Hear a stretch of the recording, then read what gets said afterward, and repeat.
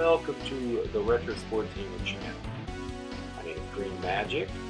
I'm spending live from my apartment in Rogers Park in Chicago, a place I like to call Green Majik Lab, where I play a lot of retro sports video games, break them down, learn them good, learn some tips and tricks, and use those when I play my friends at Game and Tap in Chicago. And I'm starting a series called Jam Rules with Green Majik.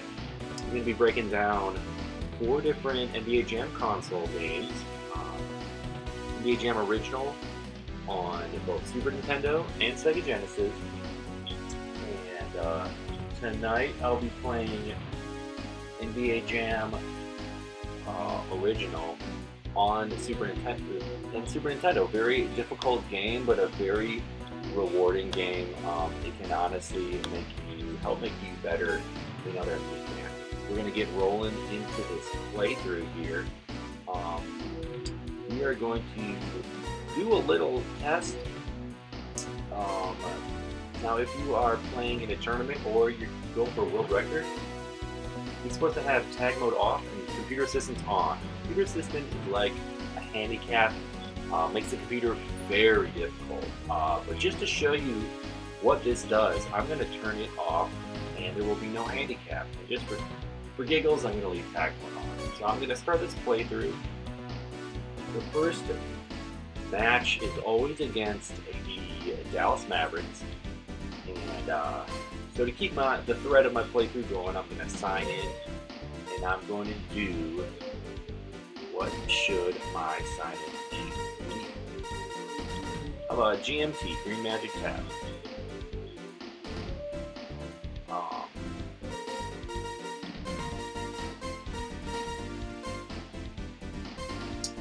There's no code to put in because I haven't won any games yet. So,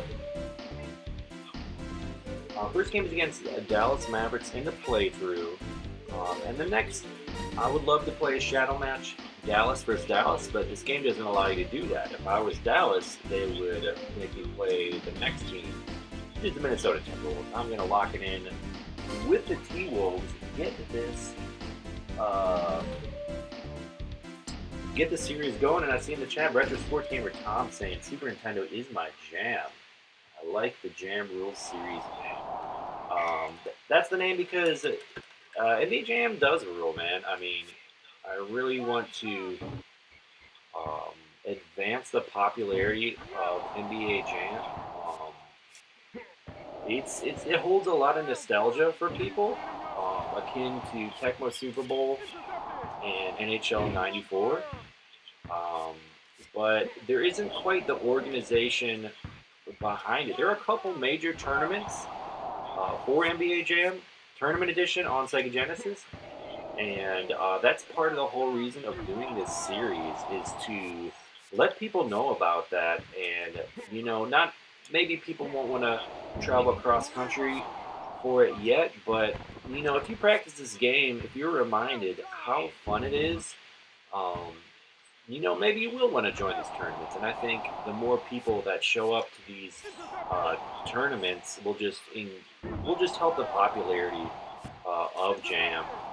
And another thing that will help the popularity is a video series dedicated specifically to the games and breaking down the strategy, and also explaining a bit of the differences between each rendition of NBA Jam. Because like I mentioned, it's a little tougher to push down now. Like I mentioned, there are a number of, they might even score. There are a number of NBA Jam renditions on console. Obviously, there's the arcade version, and then there are several console versions. This series will be focused on both Super Nintendo and both Sega Genesis versions of it. And tonight we're starting with NBA Jam on Super Nintendo. Like I said, very difficult. But it can be rewarding. I've already built up a 26-point lead, but that's because I took the computer assistance off, and that was really just a test to show you how important it is to have the computer assistants on. I already got a 30-point lead, on pace for 120, and that's why if you're going for a world record, to um, they require you to have the computer assistants on and have that handicap factor there. One thing I want to talk about, actually, first I'm going to do a bit of a NBA Jam series history while I'm wrecking these dudes, as Tom says. Um, I'm going to pull that up, and just because when people talk about NBA Jam, they might be talking about any number of the games. That might be talking about the arcade. They might be talking about NBA Jam TE. They might even be talking about this version of the game on Super Nintendo. So after these guys let up for a second, or after they score, I'm going to pull that up. But this is just really fun, uh, racking up these points here. Christian Leitner, not particularly a good player in this game, but with the computer assistance off, it's just I'm stealing the ball before they can even get it to the other guy, and it's just plain ridiculous. So we're gonna keep railing threes until the cows come home because it's fun. What can I say? He's on fire. Christian Leitner, has he ever been on fire in his life? Oh, and that was actually an accident. I meant to give to Christian. Chucky Person gets the job done. A lot of times against these computer players, you have to push them 4 times in a row to get the ball. I like to call the quadruple push. You know, that was a weird animation. Yeah, you just got to keep wrecking them. You just gotta, and you'll see the way I approach them is like at a pretty specific angle. Wow, this is. Oh, Chucky P gets a steal. Christian just rolling 72 points in the first half. This is silly. Other versions of the game, I would have blocked that, but Super Nintendo, that's one of the things they don't let you play the ball in the air very well. 72-6. That's hilarious. No, this is not a world record run because you have to have the computer systems on in order for that to be legitimate. So this isn't a world record run. It wouldn't count because, first of all, I didn't show the booting up of the system, which is one necessary asset. And then the other thing is the computer system. Basically, you have to put the handicap on to make it super difficult. And this is the only game I'm going to play with the computer assistance off, and that was just simply to show you how crazy easy it can be without the computer system. Real quick, I'm going to pull up some facts here while I start the second half. Well, you know, I probably won't rail them as much in the second half, but that's okay. That is all right. Pull up my email here, but we'll go ahead and get started because it's more fun to watch that. So Christian Leitner played in the first half. You might think he's just a beast of a beast based on him getting like 72 points, and that was a nice deal there. But I'm going to go with Chucky P, Chuck Person, just to show that, you know, most players are capable of quite a bit in this version of the game. Take some concentration. But I'm just going to let him get the bucket there while I pull. Oh, I got the ball back. That's hilarious. One of my theories of this version of Jam is that the attributes don't mean a whole heck of a lot. And as we play the games, I'll play as every team. You got to play against every team, and I'll play as every team. And you can be the judge as the viewer whether the attributes really matter all that much. I'm going to take a look at what the game gives the attributes for the players. They're all basically given a ranking out of 6. In the TE versions, it's out of 10 or 9. 9 is the max.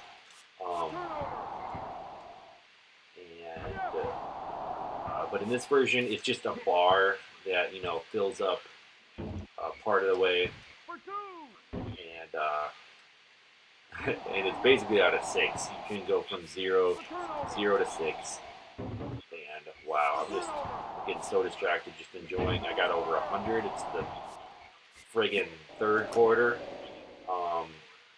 I actually kind of expected them to make that. Now that was an auto jump. You're going to see a lot of those in this playthrough. The computer will try to help you out, I guess, and they'll make you jump. And most of the time, it's not helpful. It's if you've ever played Tecmo Super Bowl and you're on defense, sometimes the computer will kind of make your player dive at the guy with the ball. And a lot of the times it doesn't help at all. You just dive out of the play. So I'm gonna pull up some of those histories like I talked about in the first quarter.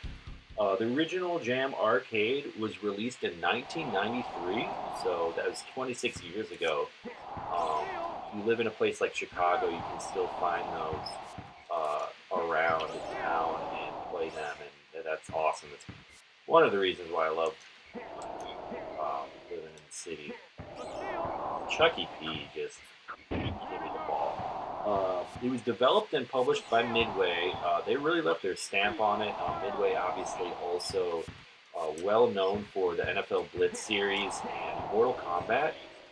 Basically, they were just icons at arcade cabinets in the 90s. They really had a magic touch. That was 1993. It was kind of the spiritual successor to Arch Rivals, which was an arcade game and also came on console on NES in 1991. That was also a Midway game. You'll see the similarities if you've ever played Arch Rivals. There's a lot of pushing, and it's kind of like some funny animations, but like the player, it's not real NBA players. It's just kind of like caricatures. And so it really has a lot of style. I'll definitely be doing a playthrough of that eventually on the channel. But I just say that to mention that Midway sometimes they would have games like for Blitz they had high impact football and super high impact football. It was just like a spiritual predecessor to a game further down the line that they would have. So give me that ball. My name is Chucky P. And so the console port of NBA Jam for Sega Genesis and Super Nintendo was the following year in '94. So this is the console port for the Super Nintendo. This is a 1994 game. After this playthrough, which will take a few videos, get him, Christian, get him. Ouch. 123 guys. Okay. Wow. After this playthrough, I am going to do it on a playthrough of NBA Jam original on Sega Genesis. So that's also a 1994 game. One thing I like to do is the first half, when I have it on tag mode, plays the first player first, second half plays the second player, and just kind of compare the stats. So first half, 18 threes with Leitner, not bad, 70 points, 5 dunks, blah blah blah, 24 steals, 2 rebounds, and then Chucky P, 13 threes for 63 points, but the 35 steals. So that's, I kind of like did some things well first half, other things well the next half. So that was the first game, 133 to 10. Wow, I beat the computer, but like, how much does it count? Because computer systems was off. So now I'm gonna go to the options. For one, take tag mode off. For another, put the computer system on. And I guarantee you will see a huge difference between me just railing the computer, and the computer just kind of coming in there and doing what they want a lot of the time. Alright, so gonna get my user back in there. Majik tap 1-0. You have defeated Dallas. So I'm going to be Dallas this game, and I'm going to play the next team, Minnesota. Alright, Dallas is up here. Tag mode is off, meaning I will be controlling the first player, and the computer will be controlling the second player. I called him my drone. So I'll lock it in with Derek Harper. The game says he's a 3 out of 6 on speed, 3 out of 6 on three-pointers, 2 out of 6 on dunks, 6 out of 6 on defense. So, got some things to be excited about. Let's play a game and see how much that really matters. I'm going to continue reading the history here, and then also check the chat really quick.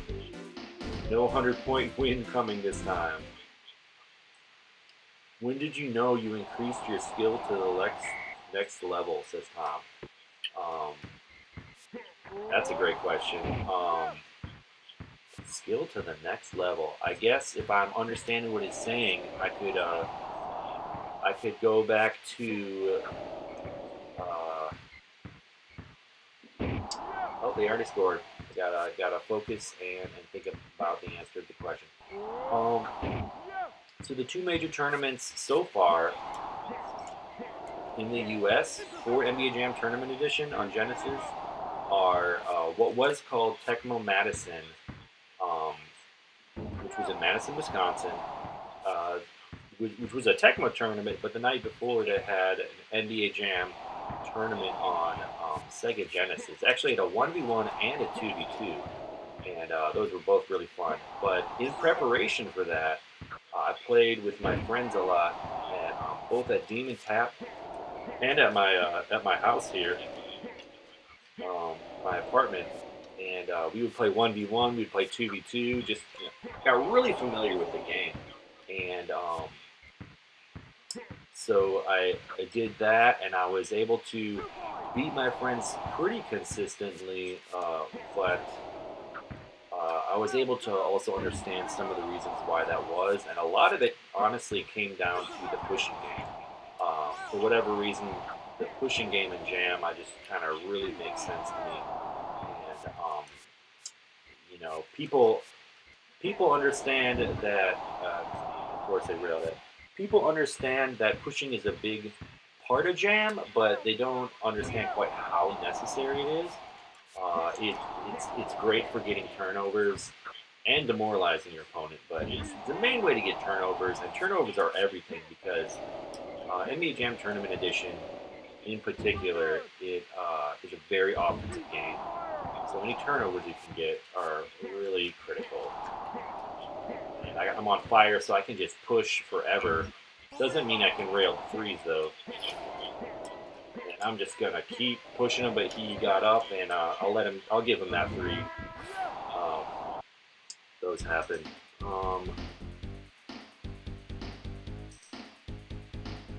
So yes, actually, Tom, I'm not 100% sure whether tag mode is off for tournaments. I'm actually pretty sure they're on for tournaments, but for world records, it's off for whatever reason. And part of the reason I'm doing this series, honestly, is not just to feed nostalgia. A big part of it is to make people tournament ready who want to get ready for these tournaments. Also, another fun thing to do, and it helps you prepare for the tournaments, is to go for world record runs. For instance, for this game on twingalaxies.com, which is the main kind of governing body of older video games, I guess newer ones as well. The world record for this game is 26 points, which is actually pretty good, I guess, because this game really is so hard. The casual gamer will probably, if they can beat the computer, won't beat him by very much. So 26 is the world record. I've been practicing this game a lot, so I'll probably beat the computer by at least that much most times. But that said, anyone that wants to, take some skills from these videos and then go for world records, I'd highly recommend it. It's really a lot of fun. It's not too complicated to submit a video. It takes like 15 minutes or whatever, and you do have to have a way to record the video and all that. But it's super fun. My friend UPS and I have one world record, and we submitted another. And soon I'm going to submit my world record for this version of the game, 1v1. That's really fun to do. But anyway, oh, that's a nice rebound by Derek. I'm going to close this out to half, and I'm going to go back to saying some of the NBA Jam history and kind of pointing out where this game fits in with the history. See, I'm bricking those threes, and he's probably going to make that hurt. Anyway, not a bad half. 28-point lead. Like I said, 26 is the world record. Not bad. Computer's going to be a little more tough in the second half, as they always are. Tom saying, the Retro Sports Gamer Tom saying, what's your point differential record in this game? My personal one is about 54 or so. The one that I recorded was about 45, I think. I felt really good about that one, but since I've been practicing this a lot for this series, I've gotten more than that. Now that I think about it, it might be 60. Not 100% sure. I'll double check that for the next video. I'm going to go ahead and go into the second half as I pull up that history here, if I can find it. Derek Harper. So one thing I've been wanting to tally is, okay, what does the dunk attribute actually mean, right? There are 4 attributes that the game gives the players, one of them being dunk. And in my estimation, what really matters is if they actually can dunk or not. Because a lot of times you'll go for a dunk and they'll straight up brick it. Sometimes, just like that, I was kind of actually anticipating that. So I want to kind of keep in mind how many bricks there are, because in my mind, that should reflect on the player. There's another one. It's the second half, you're going to be seeing some bricks. But in my mind, if the attributes mean anything, it should matter. Oh, nice team steal, but of course the team won't get it right back. He's on fire. It happens. If dunks mean anything, then the success rate should be a determining factor. But so on the fourth push, and another brick, that's 3. Success rate should mean something. So I'm going to, if I can, keep track of how many bricks I've had, and then look at how many dunks I've made, and based on that success rate, kind of see, okay, well maybe this guy is such and such out of 6 on dunks. Anyway, back to the history. So, like I said, original jam for, okay, brick number 4 led to a turnover. NBA Jam original on Super Nintendo and Genesis, coming out in 1994, a year after the original arcade. And so those were both developed and published by Midway, just like the arcade version was. So then the sequel, NBA Jam Tournament Edition, arcade, came out in 94 as well, actually January. So the arcade version of Tournament Edition actually came out before the console version of the original, if that makes any sense. So it's like they got people excited about the arcade version, almost as a way to promote the console releases. So that was January '94. The following year, early '95, is when the console versions of um, the console versions of TE came out for Super Nintendo and Sega Genesis. So in basically '93 to '95, you got a lot of nice block by Leitner. You got a lot of jam games coming out. But the TE version of Genesis and Super Nintendo, they were developed by Acclaim Studios Austin and published by Acclaim Entertainment. So I bring that up because there are differences between original and JMTE, and a lot of that. Oh, I thought I was going to get that one. A lot of that might have to do with the fact that it was no longer just Midway that was kind of involved in the development and the publishing of it. So another NBA Jam Tournament Edition. That's 5 bricks for old Dara Lee Carper. Another version for Tournament Edition was released on PS1. That came out in September '95. And then that one was developed by Acclaim Studios Austin and published by Acclaim. Just like the other TEs. Christian wanted that dunk, but I wasn't going to have it. Nice land. Then we had Tournament Edition for Sega Saturn was also November '95. That one was developed by Midway and published by Acclaim. So there you have the Midway and Acclaim partnership happening for the Sega Saturn. Then finally, on fire. Good job, guys. Great drone steel, you're going to see that a lot. NBA Jam Tournament Edition for Atari Jaguar coming out in '96. That one was developed by High Voltage Software and published by Atari.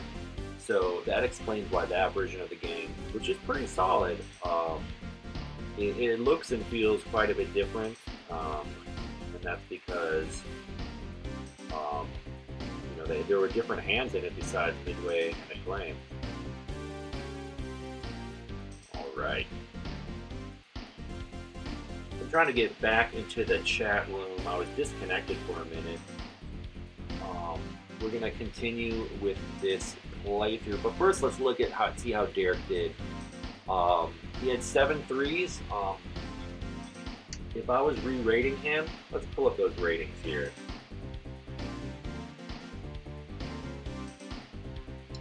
So what was Derek on his ratings? Got them written down here. Reloading them. I got them in like a nifty little spreadsheet, which only nerds like me worry about that sort of thing. But so Derek Harper, they gave him a 4 ranking for speed. Honestly, he felt average, not above average. They gave him a 3 ranking, and I would say that sounds about right. For 3-pointers, they give him a 3 ranking. I would say that sounds about right. For dunks, they gave him a 2. I would say that sounds about right because he landed 10 dunks, but he missed 5. And then for defense, they said 6. I don't know. 30 steals is good, but I would say more like a 4. So that's just from one game played, but I have played with the Mavericks before, and I can't really say that the game's attributes that they give him really ring true necessarily. It doesn't feel like a 6 on defense. That would be really sick. 30 steals sounds good, but I'm going to be getting that pretty much every game. So the next opponent up is the Heat. It'd be my preference to be the Heat against the Heat, but beat the Heat with the Heat. But I'm going to be the next team in succession, which I believe is the Bullets. I'm going to have to check that out here. Magic Tap 3-0. That's right. Right. Pulling up my list here. It is the Bullets. Let's look at them for a minute here. Tom Gugliotta, who is a very solid player on the TE versions. Here is just so-so. They give him some good defense. And then Harvey Grant, looks like he's got speed and dunks. But let's see. Let's be the Googliata as the user, and we will see how this feels. Gonna leave his attributes handy so that I can look at that. They're kind of a lower ranked team on this game. I got the tip. Okay. One fun thing about this matchup is it pits Gugliata against Ronnie Cycli, and they are teammates in the TU versions of the game. Make a pretty fierce duo on the Warriors. One thing I noticed is early in the game, this is a very difficult game, but early in the game, it's not as difficult. It's basically fair. Like sometimes you'll push them and they'll actually give up the ball. And in the second half, you really got to push them at least 4 times to expect a turnover. Kind of gonna do a little fake shot. Gugliotta misses the open J. It's got to be relentless. I pushed him 6 times. He still hasn't given it up. So he'll... Oh, Harvey with the steal. Nice little pirouette dunk for the Googmeister. Gets on fire. Steal on the first attempt. That 3 felt good. That defense felt good too. Gonna throw some bows. Get Cycli off my face. Man, Cycli's just... And you will notice you can miss 3s. Wow, you can miss them badly. Even on fire, it's best, even when you're on fire, to kind of get... Oh, nice. That was an auto jump. It got me out of position, and they blew out my fire. So, auto jump really hurt me there.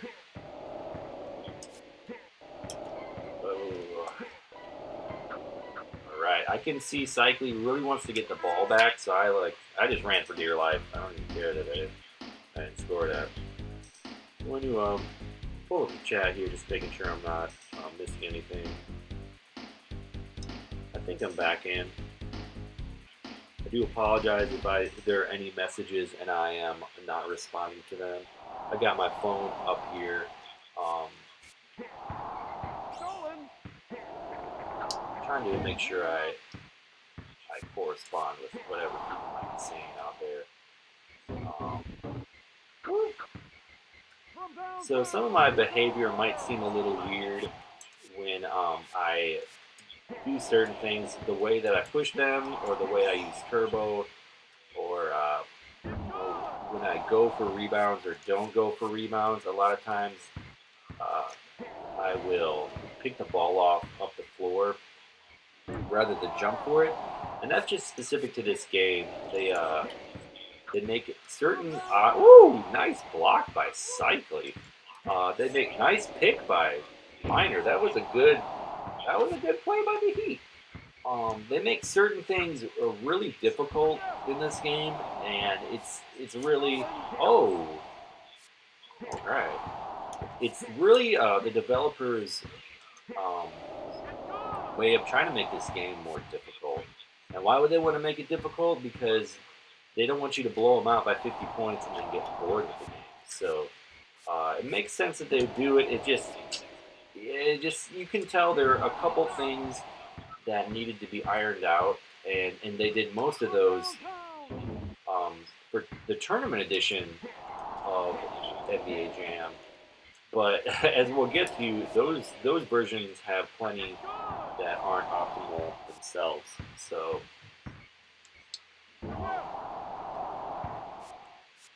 I got a list in front of me that I made of the things of this game in particular, NBA Jam original on Super Nintendo, that really make it particular, that make it different than other versions of the game. And specifically the other games that I'm going to feature in this series, NBA Jam Original on Genesis, as well as NBA Jam Tournament Edition on both Super Nintendo and Genesis.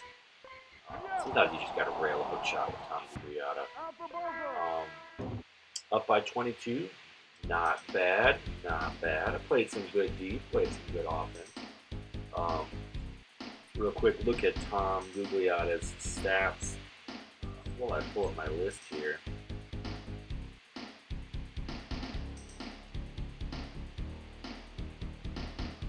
Halftime report. I don't remember bricking any dunks, so he was 4 for 4 on dunks as far as I remember. 17 steals, not bad. He did feel pretty good. He had those 2 airball threes on fire though, and that's got to cost you. If attributes mean anything, you shouldn't airball 2 3-pointers in a row while you're on fire. That's ridiculous. So if I had to rate him now, the 3-pointers I'd probably give him a 1 because that really chapped me that he airballed those 2 on fire. Dunks, I would give him a 5, although I would need to see how he did for the rest of the game to really see if that 5 is a good attribute. So let's see how he does for the rest of the game first, and also maybe we'll throw up a couple more threes to see if he can, get some. And he can't, man. Googs. He's like a 7 on threes in the tournament edition versions of this game, but man, bullets, Goog. He didn't have it. Defense, he does feel good. Of course, he didn't get that one there, but I would probably say 4 on defense.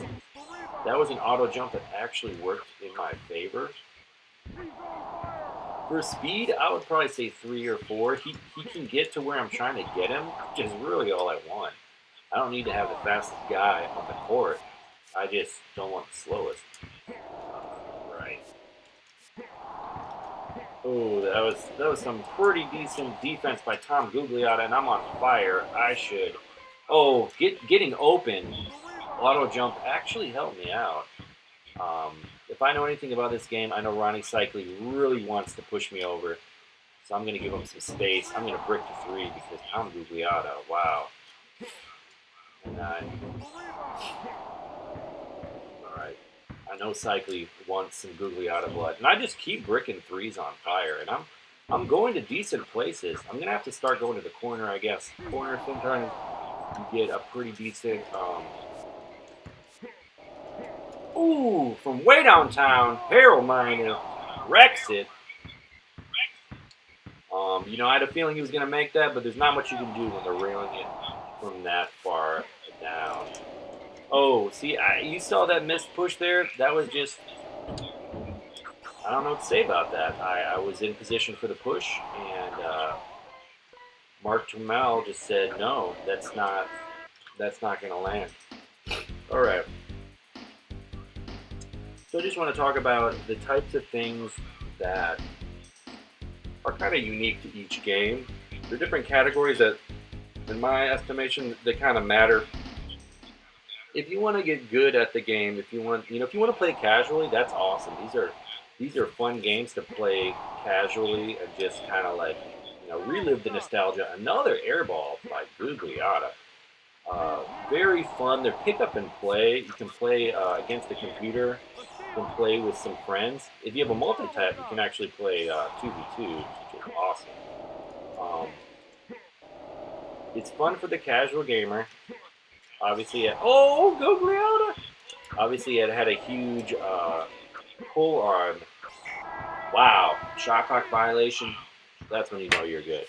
Have a huge draw on pop culture, but if you want to get good at Jam, you need to rail 3s with Tom Gugliotta. I'm just kidding. There's certain categories of things that you just have to be aware of. Oh, and that's how you box out with Tom Gugliotta. You push him, get the ball off the floor, and that might cost me that right there because Harold Miner wants to rail that 3. He will every time. So what are those things that are, worth thinking about in each version of Jam? First one, and that was an auto jump that made me miss. The first one is the pushing game. Obviously, you've seen me pushing them a ton. And a lot of how pushing works is based on how you use your turbo. So I just pushed him there 4 times and he used my whole turbo. And so I had to save some of it. So I just pushed him 7 times for the steal. That will be different for different versions of the game. For the TE versions, it matters a lot how much power and speed your player has, and it matters how much power and speed, power, the player you are pushing has. Future teammate just railing him. I'm going to take the last shot here and throw down the controller like a boss. There you have it, 37-point win. That's a world record. I'm not going to submit it, but I think you saw what that took to get that. A lot of pushing, a lot of discipline, and so forth. So Gugliotta, like I said, I would give him a pretty good speed rating and defense rating because I was able to kind of do what I wanted to on defense. He didn't feel dominant, but all I really want to do is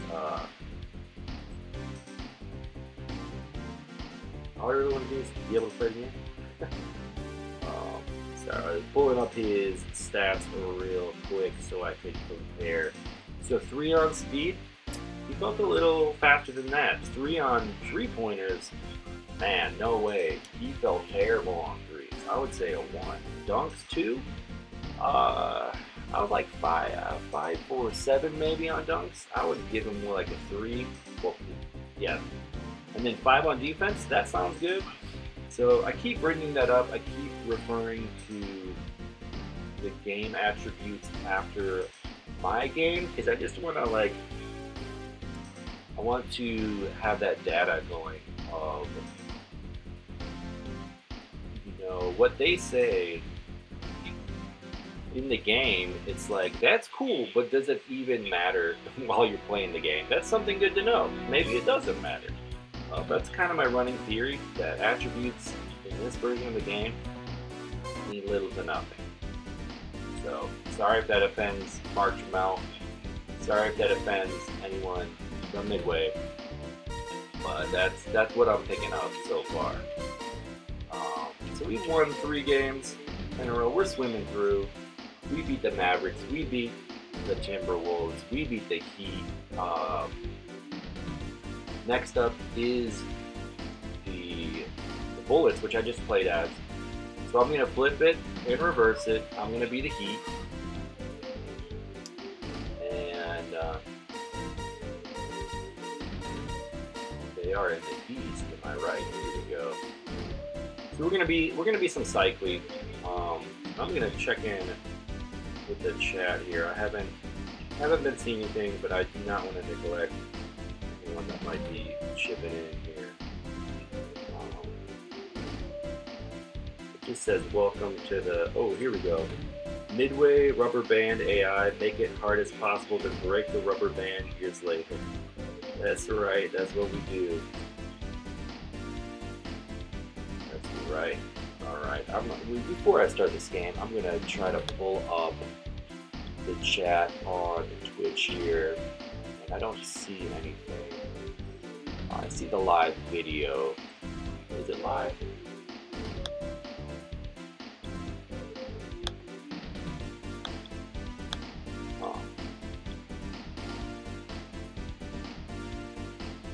Alright, there we go. I don't see any chat on my laptop. So I'll just keep doing it on the phone. And hopefully anyone that's chipping in, I'm seeing what you're saying. But next time I do a video, I'm gonna be have that figured out a little bit better. Only one person watching. Thank you for watching, one person. 3-0 in my run through. I'm gonna play the first 9 games of NBA Jam on Super Nintendo. We're about to start game number 4 here. Ronnie Cycling, Harold Miner, let's see what the attributes that they give the Heat.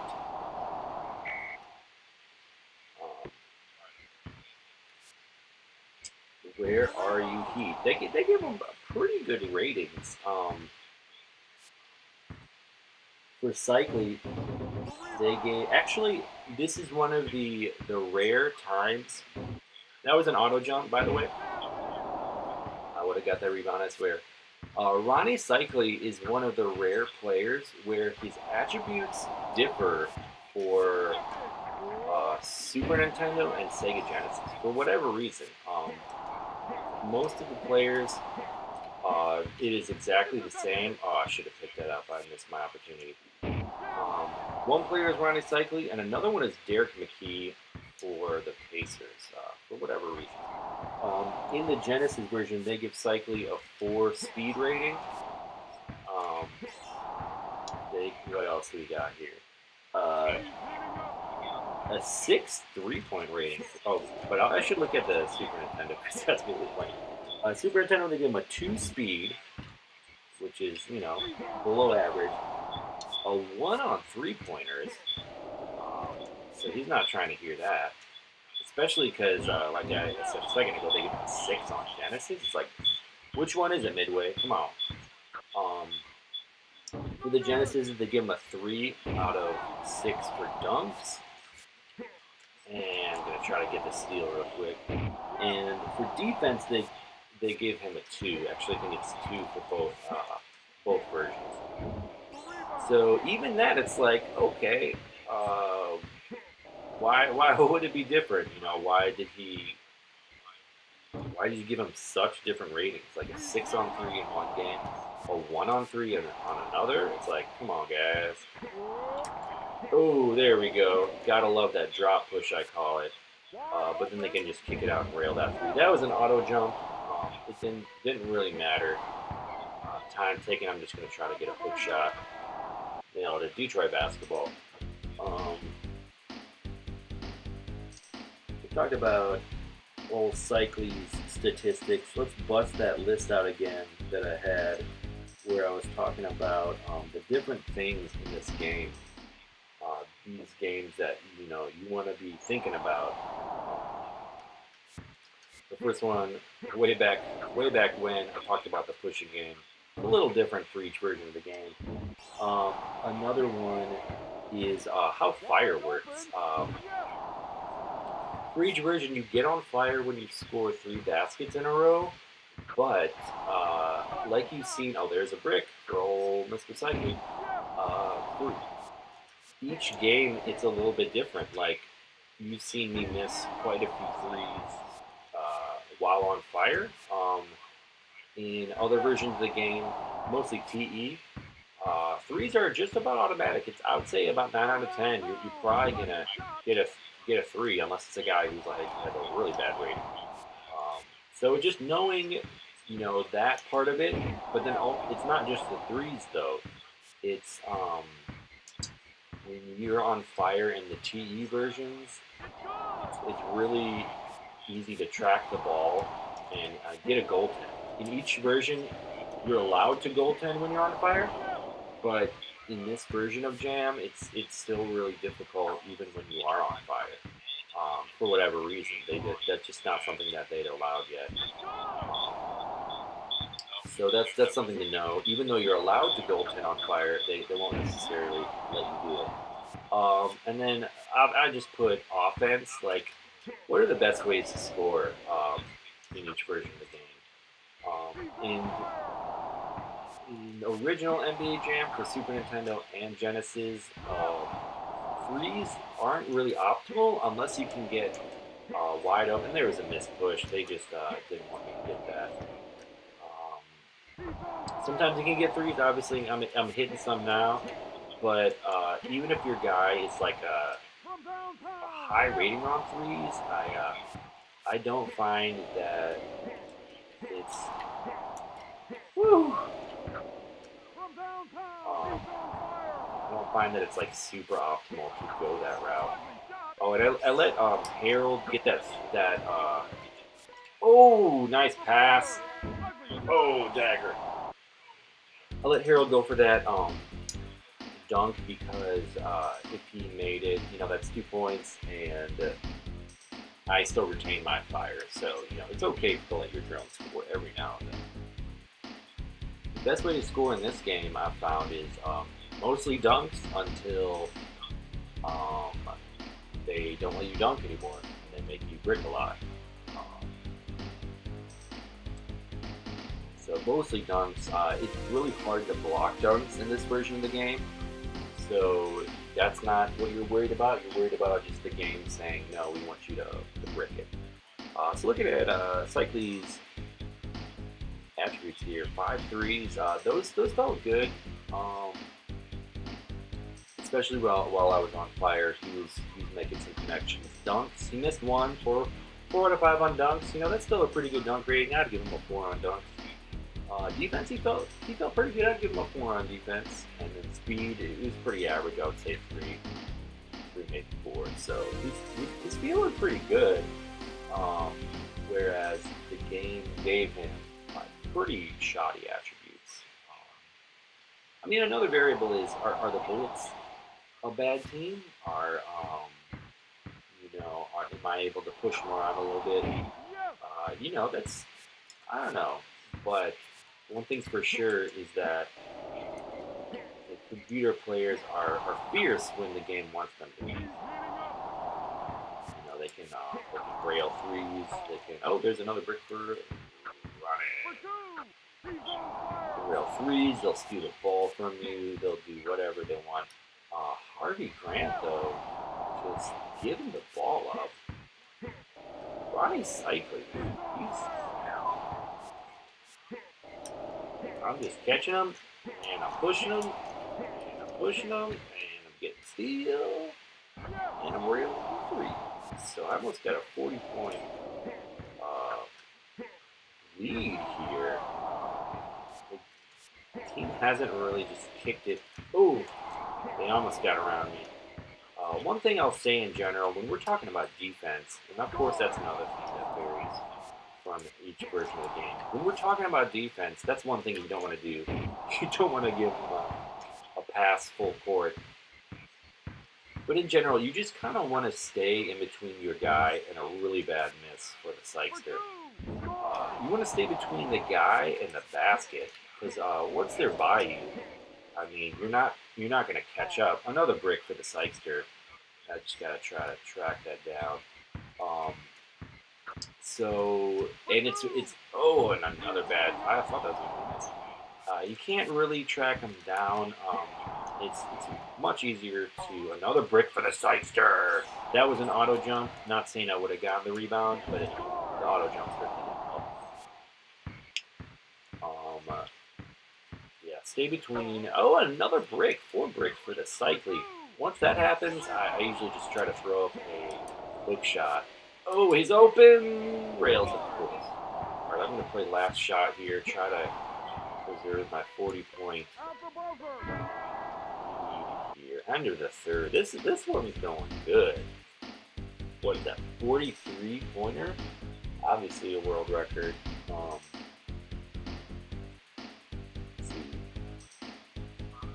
See what the fans are saying in the chat. I know they're just thirsty for the jam knowledge. Oh, we had see, I did let him get by me, but I was able to reestablish myself and just kind of get in the key there. Nice miss there by Sykester. Oh, Harvey. And that's another way to play defense. You really, when they're dunking like that, you want to, nice shot, Sykes. When they're dunking like that, you really want to get under the hoop and just kind of, I call it a drop push. And I'm on a turbo. He thought he was going to rail it, he did. I call it a drop push because they basically come into your lap, and it's really a matter of you timing whether you push them or not. And it's just kind of, it's something you can't do in every version of Jam, but you can do it in this one pretty consistently. As long as you got turbo to push, Oh, I knew he was going to brick that. I knew he was going to brick that. Four double pushes. That was just fun to see. And that was an auto. That was an auto jump, which put me out of position, and he scored. So, you know, I was doing what I could on D, but the game intervened. Man, I was just feeling that three, but Ronnie wasn't. Missed push. Saving the turbo. Saving the turbo. Trying to get the hook shot. We're going to try to buckle down and get a few more points. That's one thing that's super difficult about this game. I don't know if you saw me kind of hover waiting for the ball. I just wanted the ball, but they, for whatever reason, they wouldn't let it magnetize to my player. All right, let's try to get one more three. Really give the fans something to... Ooh! Come on, Cycle, come on! Oh, and he misses it. Dang! Detroit basketball, that was a beatdown. That was a 45-pointer. Not bad. This game is tough, guys. This is a tough game.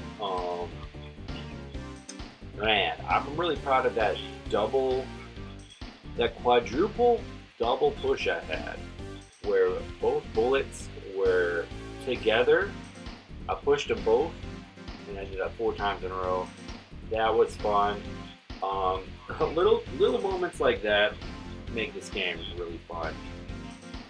Cycling, man, you felt pretty good that game. 87 points, obviously not bad. Railing some threes. 37 steals, that's good. And you just felt like fast enough for me to use, you know? That's really all I want. Just want to say that this video is sponsored, but not really, by Xavier McDaniel beer by Buckle Down. And Buckle Down if you're watching, which you're not. Thanks for making some big ass beer.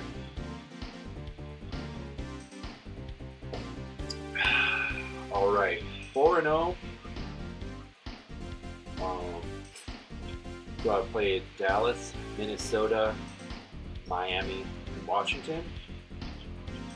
Now it's time to go to the next quatrain of teams. The next team on the docket is the 76ers. And so I'm going to be the Kings, play the 76ers, and then the next match, I'll reverse that. So, the Kings are given some of the best attributes in this version of the game, for whatever reason. I was tapping Mitch Richmond, attribute-wise, is one of the best in the game.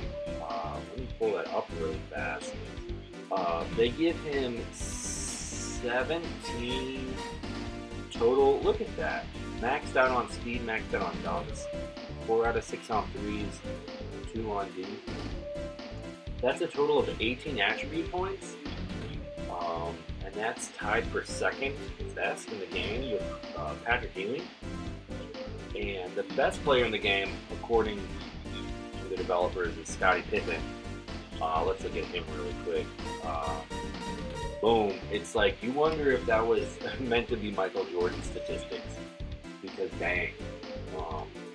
Pippen is the best. Next is Ewing and Richmond. According to the attributes of the game. So...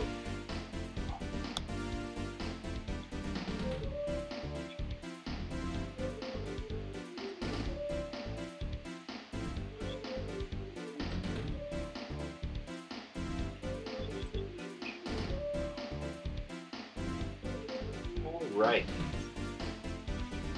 Thought I had dropped the stream for a second, so I'm trying to go back alive. In my playthrough, I'm on Kings, Sacramento Kings, the 15 out of 27. I apologize, the 76ers are the 15. And I'm playing as the Kings. Mitch Richmond, one of the best players in the game. Let's see if I'm missing any important information here.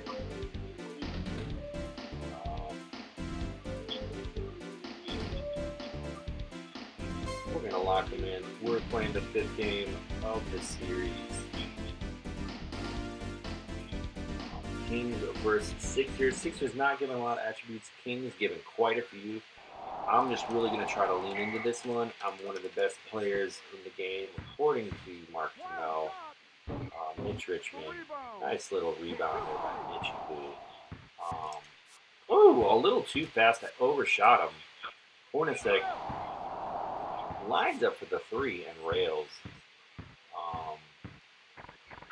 Easy dunk. He's feeling fast. He's feeling powerful. It's Mitch Richmond. Oh, try to get that rebound. Lionel Simmons. You'll see me do that sometimes.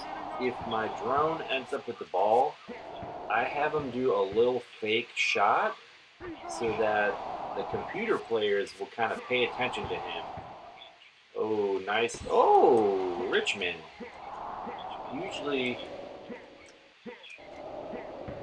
Usually when they go for that lay-in animation, it's curtains, it's in. But, ooh, nice evading me. Ooh, Richmond. Ouch, he has got some skill sets. Oh, but not for reason. Man, in his face, rails it anyway. He doesn't give a who darn.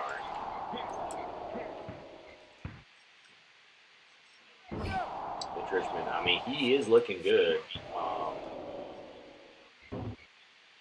Except with the 3s. Alright, and that happens sometimes. I actually did not mean to pass, but sometimes it just makes me pass it anyway. And that really sucks because that cost me my fire there.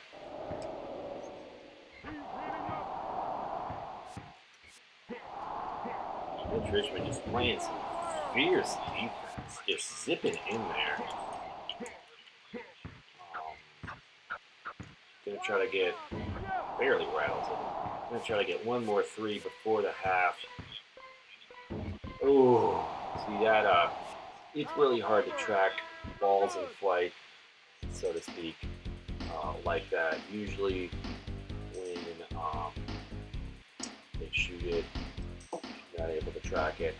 See someone just joined the stream. Welcome. I'm doing a series called Jam Rules with Green Magic, where I'm playing through 4 different console, not Ultimate, but doing a series where I will be playing through NBA Jam and NBA Jam Tournament Edition on both Super Nintendo and Sega Genesis. Tonight, I started with NBA Jam on Super Nintendo. It's came out in '94, port of the arcade game, which came out in '93. It's the most difficult version of the console jams, but it can be rewarding if you get used to it. There are a lot of silly things about it, like always bricking dunks, not being able to pick the ball off the board very easily, and also the computer just railing 3s at will. But and also you can't make a darn shot sometimes. But we're doing a playthrough. I'm on the 5th game against the Sixers, playing as the Kings because they're the 6th team that in the docket that the game gives you. And I can't get a push off Hornacek. Apparently his spirit animal is a snake. He's probably going to make that over. Playing with Mitch Richmond, given the tied for second best attributes in the game. There's another break. That's 3, I believe, for the Mitchster. I thought he was going to break that one as well. Oh, see. Oh, a lot of times you aren't able to get those rebounds. Another brick. But I was able to get that one, and so it felt good. That's how you get rebounds. You box out. gonna try to get one more deuce before. So nice pass. Oh, and I didn't get it.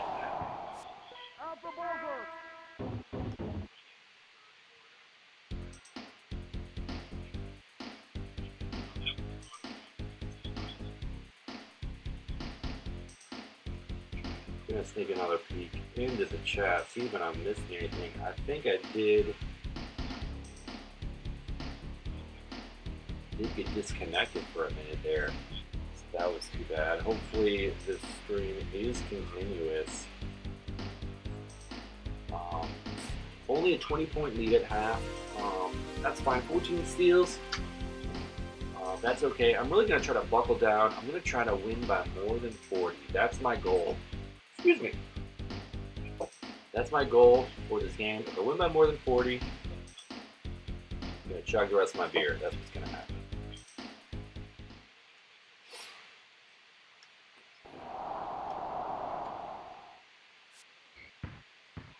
You'll see me do the same thing quite a bit when I have the ball.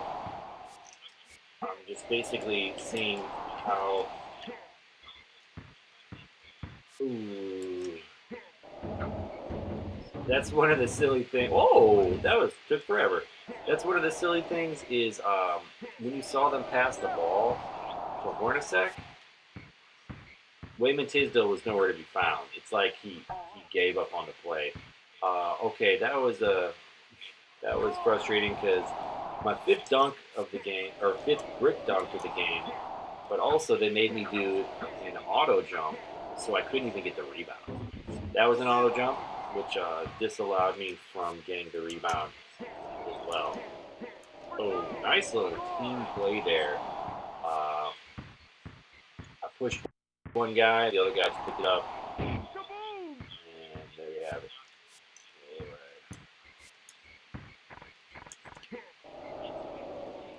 Oh, nice elbow move. I thought I timed that well. I didn't. Michiku, we're going to try to rail a couple threes here. Usually from that elbow spot, you can get some. Oh, that was an auto jump, which took me out of position for the rebound. Ooh, that was a pretty one, but he bricked it. Sixth brick of the game for Mitch Richmond. Rails of three is Hornacek. So I'm only up by 20. I was going to try to win by 40. That's going to be tough. Another auto jump, which made me not able to rebound the ball. I hope you guys understand what I'm saying by auto jump. Is that the computer is making me jump. I'm not pressing the button for it. The computer is making me jump as an attempt to like help me get the rebound, but really it gets me out of the position. So I'm going to pull up the stats for the Kings. Richmond has some great stats. One of the best players. Woo! That one felt good. That was a missed push. Oops, I thought Simmons had it. That's why I did that little jump there. And so third quarter, I actually didn't make any ground. That's the seventh brick for Richmond, and that was another auto jump, which got me out of position. Ooh. So Richmond, the first half, he felt really good. He was pretty much doing all the things that I wanted him to do. Second half, bricking a lot of dunks. I'm at 7 so far for the game. A lot of auto jumps are getting me out of position. And I'm missing a decent amount of threes. So, ooh, man. Weatherspoon looking fast. And then I just missed 3 pushes, any one of which could have.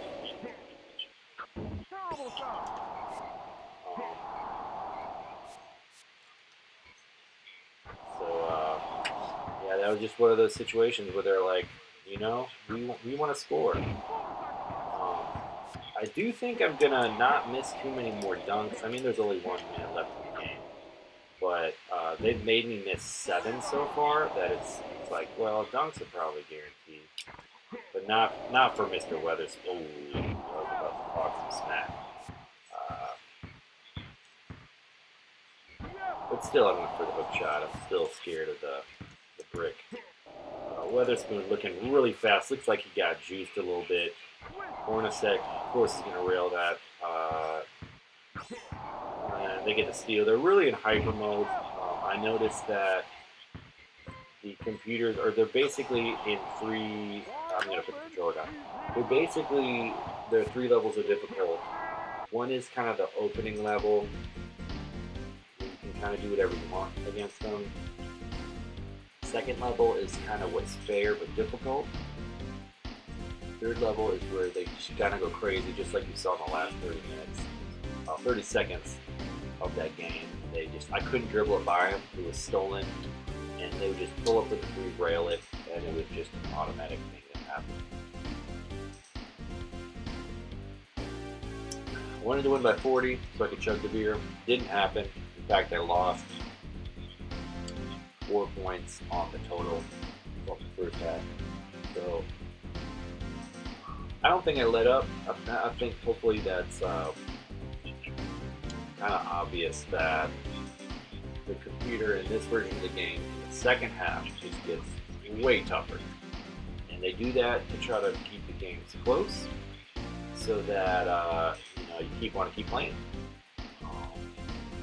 But I put it on myself to try to break that and find ways to push through and just kick the computer's ass, because it's fun when you're able to do it. It's hard to do it regularly, but it's really fun when it happens. You feel like you've earned it, that's for dang sure. So we beat 5 teams so far. We're going to play 9 tonight, so we're halfway. We're going to look at we just beat the 76ers. We're going to look at their attributes here. They're given pretty poor attributes overall. I would put them kind of in the last tier, based on what the game says. Witherspoon, as you see, 4 on speed, 4 threes, 2 dunks, 2 defense, and then Hornacek,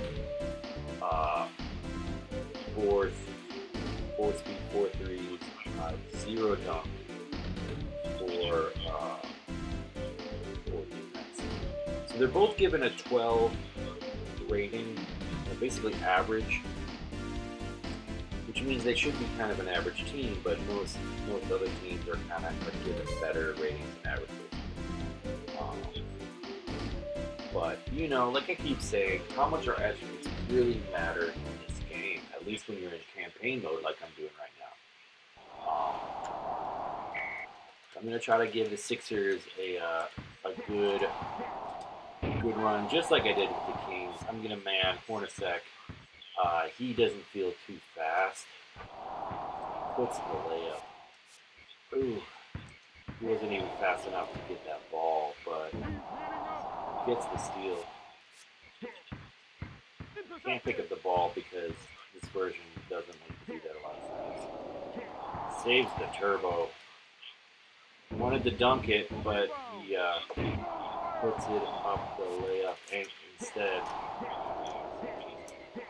I'm on fire, so I can push for days. For some reason, they didn't want me to pick the ball up off the ground. That's okay. I'll just keep pushing them. Shot clock violation. I'm going to say it again. When you get those, that's when you know you're good. Hornacek, downtown, rails it.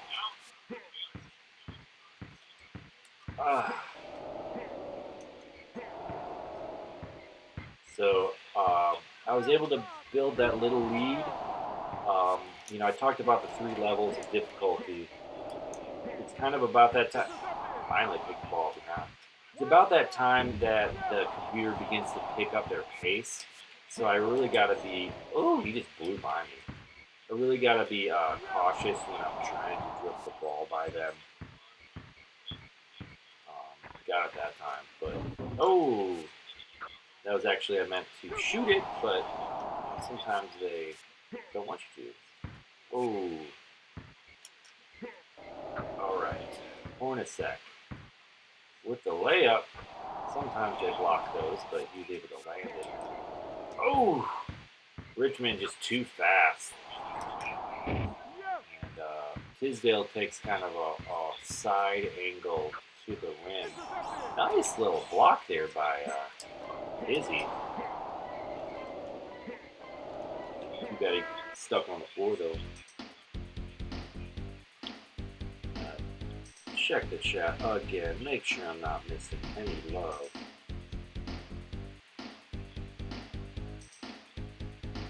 I don't see anything. Try to reload here. Really want to be engaging with any questions people have, or maybe you want to talk about a different game. I don't know. Maybe you have played Arch Rivals and want to tell me about that.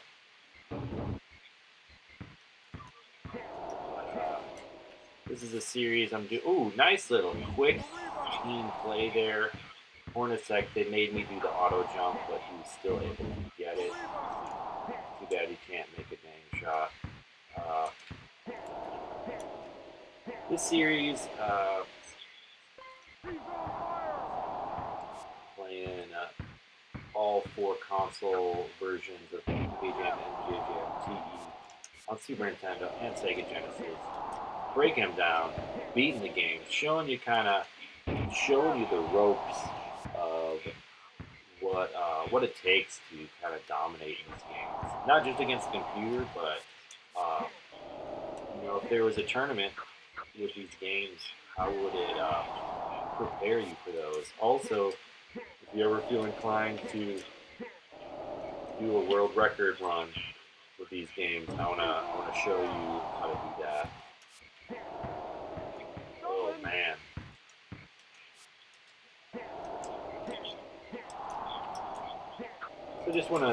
So I want to steal the ball first, but oh, nice team play. I'm gonna pause just for a second. All right. So I was you want to stay in between the player and the basket on defense in this version of the game, and all of them. I pushed him, but I found myself not in between him and the basket. So I pushed him, got around, repositioned myself, began to push him, and I was in a better place to play defense, and eventually I was able to get the turnover, but I can't make a 3 and say no. There we go. Hornacek. 16-point lead. Come on, Sixers. Come on, Sixers. Let's try to get that lead before half. Try to get that world record. From the corner, Hornacek. No.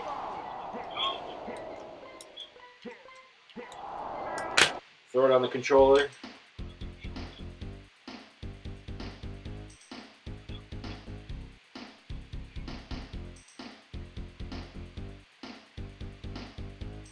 Alright. Looking at that chat here, making sure I'm not missing anything. Because I was feeling badly.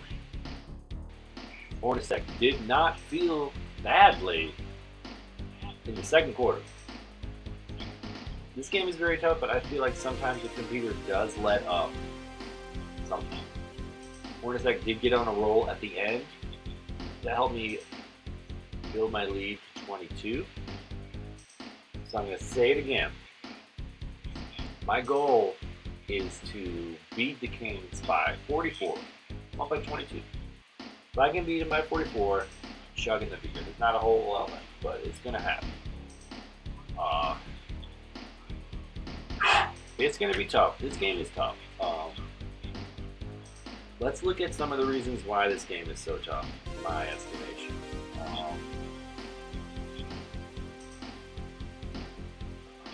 I literally got a list that says this game sucks. I'm just kidding. This game is great. It's a little awkward, a little weird, little too difficult, but it's fun. I see that a couple people are watching. Appreciate you. Playing NBA Jam Super Nintendo, doing a playthrough.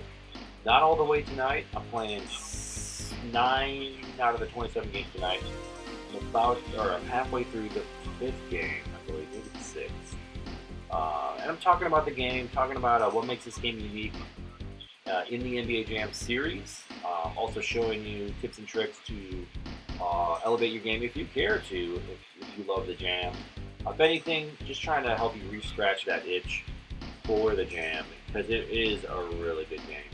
So, the notables about this game that are like weird.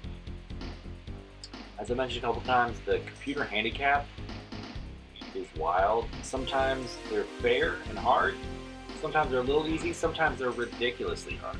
It's just a switch that the programming kind of flips every now and then, and you want to be aware of. Another thing, brick dunks occur way too often. It's really kind of weird. I didn't have any that first half because I didn't throw up too many dunks. It was mostly threes and some. They made me do a lot of jumpers, but when the computer is at a very high difficulty level in the game, when they flip that switch in there and they're really difficult, then they're going to make you brick a lot of dunks. And I'm going to go for a lot of dunks in the second half of this game just to show you that. Another thing is user blocks are really tough in this game, which kind of sucks. It's like, what if you're Patrick Ewing? What if you're Hakeem Olajuwon? You want to reject them when they're going to the hole, but for whatever reason, this game, that wasn't important to them in this game. In the arcade version, you can get some blocks. In NBA Jam TE on Super Nintendo and Genesis, you can get blocks, but for whatever reason, it's really tough in this game. Also, picking up loose balls is really difficult in this game, which is very frustrating. You can get used to it, but it's very frustrating at first.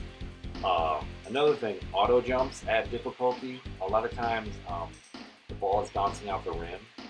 The game will make you jump for the ball, and you'll probably miss it, and so you'll be out of position for whatever you're trying to do. Very frustrating, not helpful. It actually just makes the game harder than it needs to be. Last thing is the user attributes seem to fluctuate. Like if I play with the Sixers against the Kings one game, it'll seem like I can shoot some threes, but the next game I can't, and it's like why does it fluctuate? In a sense, it's like, well, that's accurate to NBA players, right? They might be on fire one day and not the next, but it's a video game. It should have some sort of standard and consistency. But anyway, I am going to try to focus a little bit and give the Kings just kind of a beating that they will have nightmares about. That was an auto jump that actually went my way. Tried to dunk that, but Hornacek, and I missed a push, meaning I ran out of turbo, which sucks. When you run a turbo, you're kind of high and dry. You really want to retain your turbo as much as possible. I see Tisdale, and there's that brick I was talking to you about. They made me auto jump, and it I actually got it. So I basically the computer didn't want me to score there, so I bricked 2 dunks. So that just means I got to play some stiff D. They didn't want me to get pick the ball off the floor, so I didn't. And the Kings score. So I'm trying to win this game by 44, so I can chug a beer. And getting a steal. Hornacek getting racked as he goes to the hole. Hornacek, all right. It's almost like he's got some clutch, because at the last minute of these quarters, Hornacek has kind of come alive. I want one more 3. Would be really nice for Christmas. 2, come on. Hits row. Oh, couldn't get that last shot off. It's okay though. It is okay. It's gonna be okay. Uh, I talk about the different levels of difficulty this game brings at you, and it seems like the last minute of the quarter, they do let up a little bit. Um, Still hard to do some things, but at least it's not impossible. Oh, hard to pick the ball up off the court. Oh, double team, throwing bows. That was a weird little animation. Um, Ooh, nice quick shot by Mitch. That's too bad that I lost my fire there. Because you know they don't want to give it back to me. Well, I was really expecting to brick that, but you know what? Maybe Hornacek is just that good. All right, I ran out of turbo, so it's kind of high and dry. Ooh, Hornacek. I'll tell you what, he is feeling good. Barely makes the three. 40 points. I just need 4 more for my goal. Missed a push, though. That's going to cost me. Of course he rails it. All right. Nice little block there. I wanted to dunk it. Hornacek, of course he rails it. 34 points. I'm not sure if I can get 10 more, especially if they kind of going crazy with auto jump. That actually works. So if I was rating Hornacek on dunks, it would be very low, not because he's bricked a ton, but because they haven't let me dunk. Oh, see, I don't even know what that was, to be honest. All right, so they made me brick that one, and I bricked that one. All right, so, you know, I didn't get my 44 points, but hopefully at least you saw that when the computer wanted me to not score, I didn't score. All right. 38 points, still very good, but it wasn't that 44. I wanted that 44. Now, Hornacek, he had moments where he felt good. We're going to look at his attributes here. Let's pull up that Hornacek attributes. Like I said, Sixers not given very good attributes. Hornacek 4 speed, 4 threes, 0 dunks, and 4 defense. Man, that 0 dunks, that sounds kind of accurate. I would say 1 on dunk though, just because he was able to land 4. How can you be a 0 on an attribute and then still be able to do it? It doesn't make sense. 4 on defense, that feels right because, 28 steals, pretty good. Felt like I could do what I wanted to do. 4 on threes, you made a fair amount, especially when I was on fire. I'll say that stands.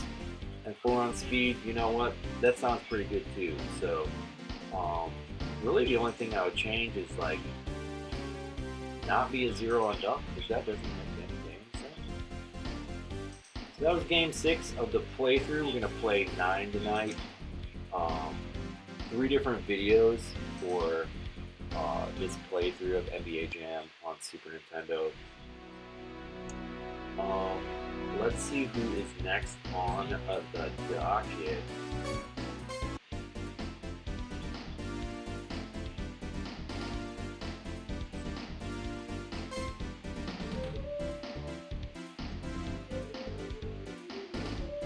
Alright, looks like we've got the Nuggets and Bucks coming up. So, green Magic tab, locking in. Playing the Nuggets, so that means I'm going to be the Bucks for the next sequential. Bucks are kind of hilarious because their attributes 2-4, 2-4, and then 4-2, 4-2. It's like, if that's not random, I don't know what is.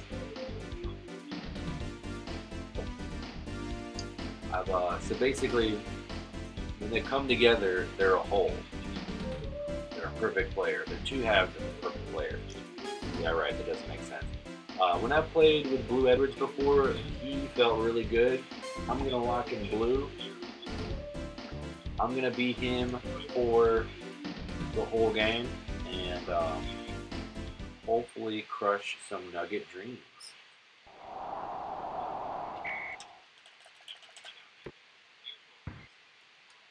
I like to throw up a 3 with my drone to start the game. Oh, the Nuggets feel fast.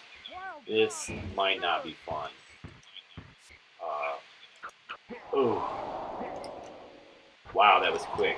I don't know if y'all saw that, but Ellis basically gave me no window to push him. If I ain't got no window, oh, you're scoring. Oh, nice little defensive play or offensive, whatever, by Mutombo, pushing me off of Ellis so that Ellis could get the pass open to him. Blue, railing the 3, getting the steal, getting the dunk. Guess I should mention that I live in Chicago, but I grew up in Wisconsin, Sheboygan County to be precise. It's not terribly far north of Milwaukee. So obviously Wisconsin sports, where the local sports, Packers, Brewers, all that jazz. Milwaukee Bucks had a lot of lean years in the 90s. I'm going to go ahead and give Lojas that one. So 1993, Blue Edwards and Brad Lojas, you know, they weren't stars, but I remember them as players. And in fact, at one point we got Blue Edwards' autograph. It's actually hanging up in my room over there. Take that back. We got Brad Lojas' autograph. And so I remember these guys. They weren't stars, but you know they were around, and you know you get their basketball cards and whatnot. That was an auto jump and another brick. Blue with 2 bricks so far. They really want the Nuggets to come back up by 50. So this is pretty nostalgic for me to be the Bucks, and especially when I can make them do well, because like I said, they weren't very good in the 90s. A little bit after that, sure, they would get Glenn Robinson, Ray Allen, and then Sam Cassell. You know, they made a championship run in 01, but the 90s Bucks, pretty lean. So it's fun to be them and to, you know, try to give them some success, because gosh. Ooh, nice! Nicer. So I had a good stop there on Mutombo. He came rolling down, and I got him. But the ever vigilant LaFonso Ellis got me before I could hit Mutombo again. Oh, missed push. This could cost me. Another missed push. Usually I land those and I'm able to stop them getting that. I'm just going to keep dunking it with Blue. Who knows? Maybe we'll see some shattered glass. That's one thing that's awesome about this game, and I haven't seen it yet in the playthrough, partly because I've been trying to shoot a lot of 3s just to see how they feel with different players, but partly because I've been bricking 3s like a maniac. Like that was my 5th brick dunk by Blue Edwards in this game. If that makes any sense, please explain it to me. But obviously they're just trying to make the game more difficult, so you don't blow the computer out and get sick of playing. So 5 brick dunks. Wow. 6 brick dunks for Blue. He's either the worst dunker in the game, or this game is ridiculous. I'm just kidding. This game is awesome. You guys should play it right now. Maybe I should stop bricking, shooting. Maybe I should stop attempting dunks with Blue. But you know what? I want to see him keep trying. Because the 90s Bucks, man, they never gave up. 7 bricks for Blue. 7 brick dunks for blue. Does anyone think I can get 10? Is that a challenge? Do I hear a challenge to get 10 brick dunks? Well, that was a block, so even though he missed it, gotta give the Nuggets credit for that. 7 brick dunks in one half. I'm not saying it's a record, I'm saying it's ridiculous.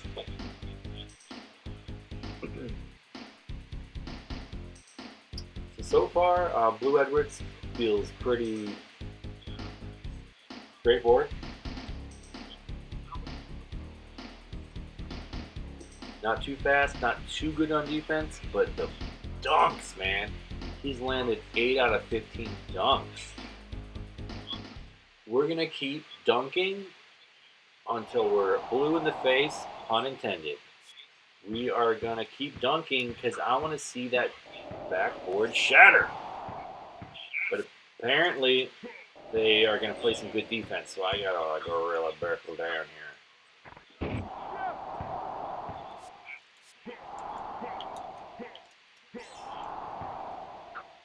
There's number 8 for Blue Edwards. 8 brick dunks for Blue Edwards. Mark Trammell, if that makes any sense, please email me, joseph.rob.moore@gmail.com.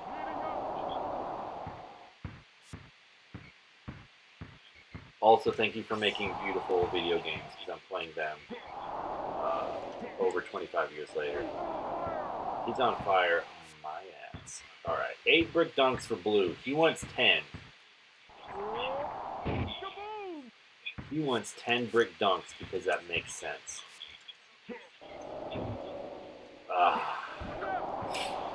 Should have boxed out. Come on, Bucks. 11 points. Giannis is not impressed.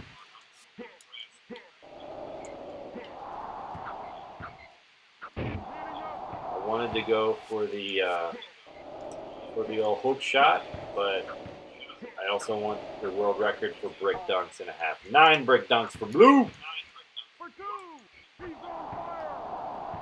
Now I'm on fire, so I got to rail threes like a maniac. Oops. So I actually tried to push him an extra time, and that's why I ended up passing it to Brad Lawhouse. Oh, I feel that glass is about to shatter. That glass is getting so feeble right now. Oh my God, y'all are going to see some broken glass. I guarantee it. Except now that I'm on fire, I have to rail threes like it's my day job.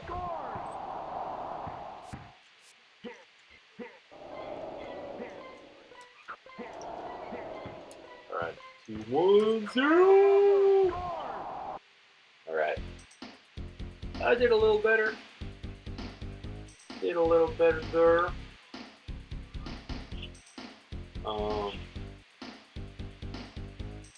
Man, I'm looking at the Twitch, and it says I'm playing Pac-Man. It's not true.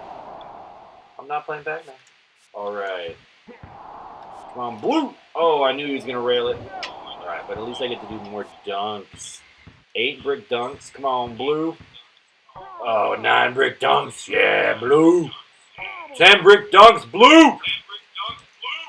Come on, let's see that glass shatter.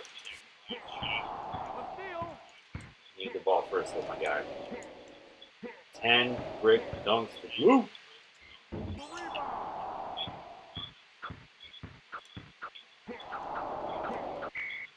Sorry, I can hear myself on the Twitch. Come on, Blue. That's not a dunk, my guy. 11 brick dunks for Blue. Come on, dude. That glass is just so friggin' fragile. I almost want to let him score so I can get more brick dunks with Blue. 12 brick dunks for Blue. This game makes so much sense.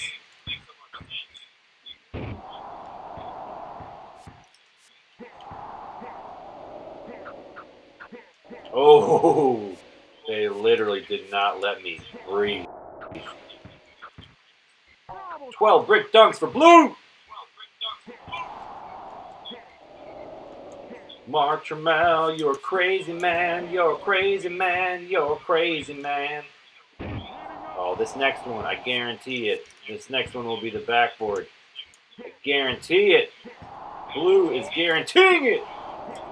Except he's playing too good defense. 12 brick dunks for Blue. Oh, 13 brick dunks for Blue. 14 brick dunks for Blue. And I'm not going to shout out the backboard because I'm too busy breaking dunks with Blue. A 15 brick dunk for Blue. Anyway, y'all get the point. 15 brick dunks with Blue. He landed 19 dunks and brick 50. If that makes any sense, please explain.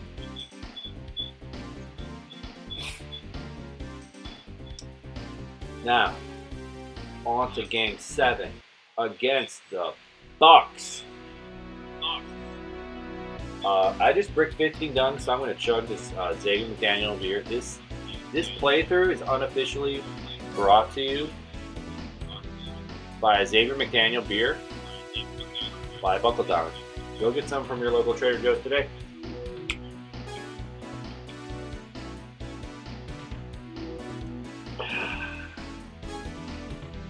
Alright, we're on game, I forget, 7? Here come the Bucks, man. Who thinks the Bucks are going to win the championship this year? We're 7-0. We're facing the Bucks. We're going to be the Nuggets. I'm going to be Dikembe Mutombo. The game tells me Dikembe can't make three-pointers. And it's full-on dunks. Let's put that to the test. First half, only three-pointers. Second half, only dunks. Let's see what happens. Here come the Bucks, though. You gotta be ready for the Bucks. Look at that blonde hair. Brad, mother effing Lohas. Alright, I'm gonna try to not forget. 4 pushes, Blue Edwards doesn't go down because he's the best player in the game. Alright, Dikembe Mutombo, 0 on threes. Almost gets it. 0 on threes. This is it. Well, look at this defense, though. Oh, ran out of turbs.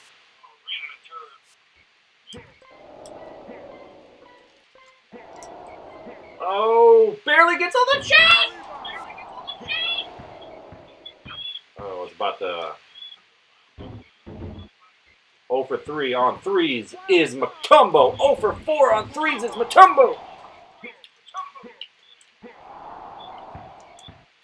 Oh. 1 for 5 is Mutombo.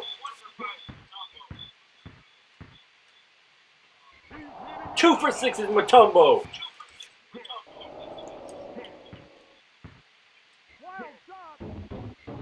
2 for 7 is Mutombo. 3 for 8 is Mutombo. He's on fire. I'm not going to count these because he's on fire. Wow. Okay. 3 for 8. Let's go, Mutombo. Show him what you got. 3 for 9 is Mutombo. Woo!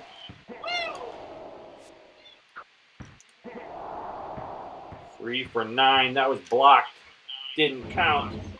Oh, rims out. 3 for 10 is Mutombo. He wants the corner. 4 for 11 is Mutombo.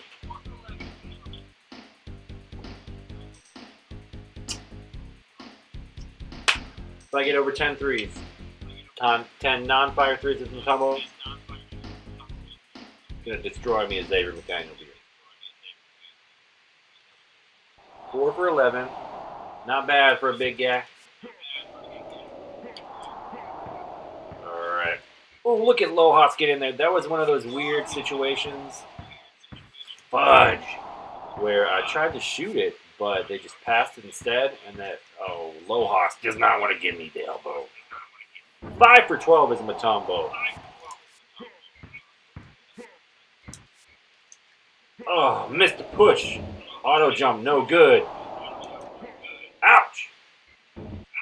Lohas. Beast mode. 6 for 13 is Mutombo.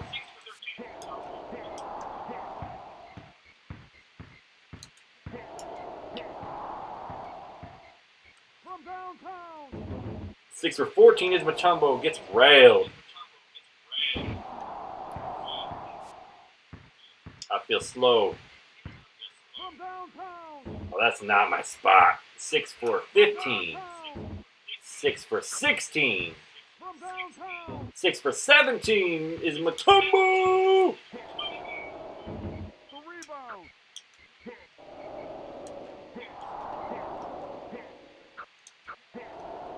And you will see that sometimes the computer just gets kind of stuck. Alright, 6 for 16 I think I am. From downtown. 6 for 17. From downtown. 7 for 18? Ouch! Can I get 3 in 27 seconds? No way! Especially when they're playing ferocious defense like that. From downtown. 7 for 19? 7 for 20? 7 for 20? 35%? You know, that's like freaking not terrible. You know?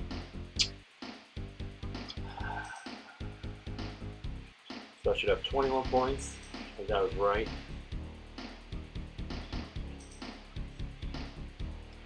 Yep.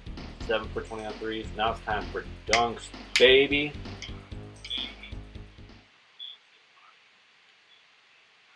So many dunks I can get with.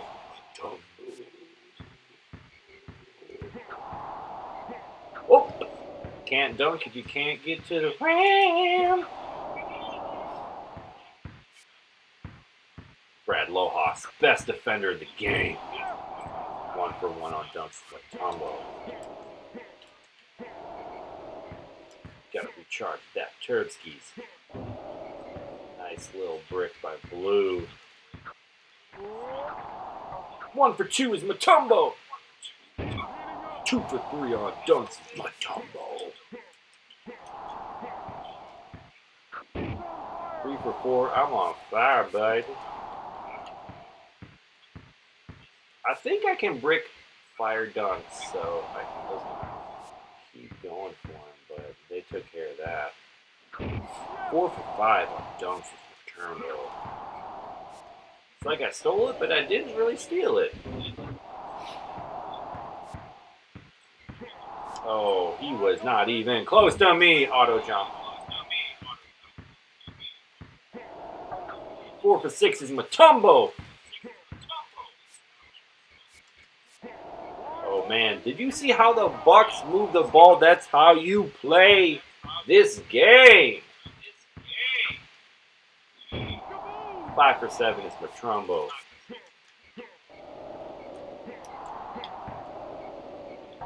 5 for 8 is Mutombo. Full on dunks. Yeah, right.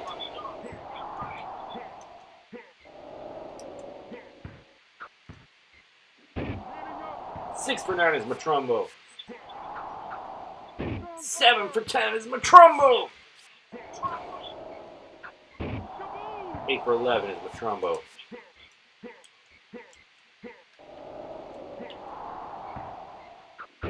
9 for 12 is Mutombo.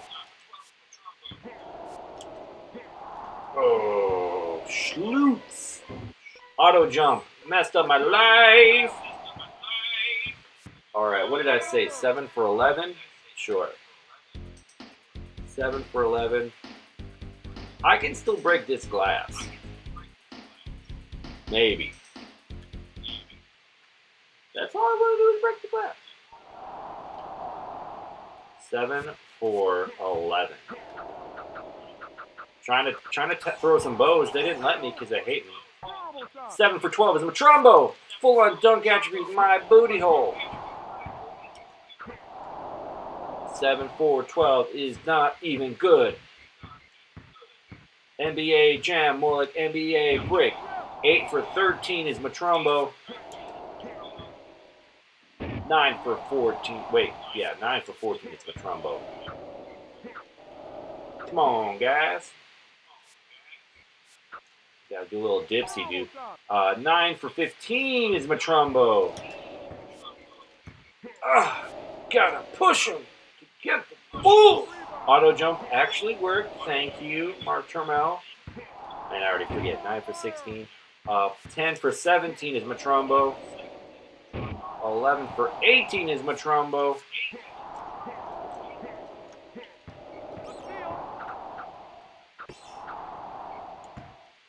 Bucks want to play D. 12 for 19 is Matrumbo.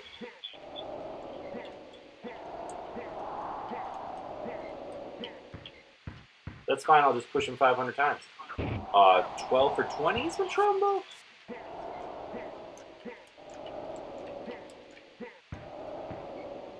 $13 for 21 is Matrumbo. That glass, though. 14 for 21 or some shit. Alright. 15 for 22. That glass! Oh, yeah, this is going to rail that. Because why not?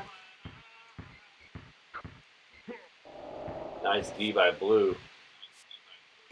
Oh, nice D by La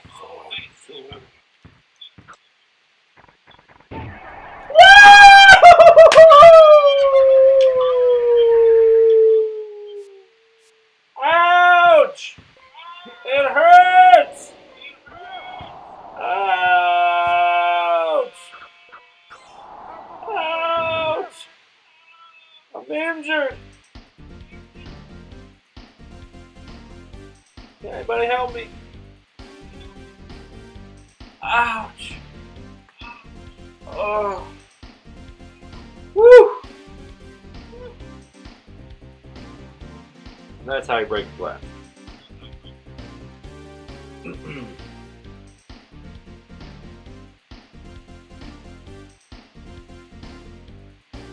Next up, Pacers.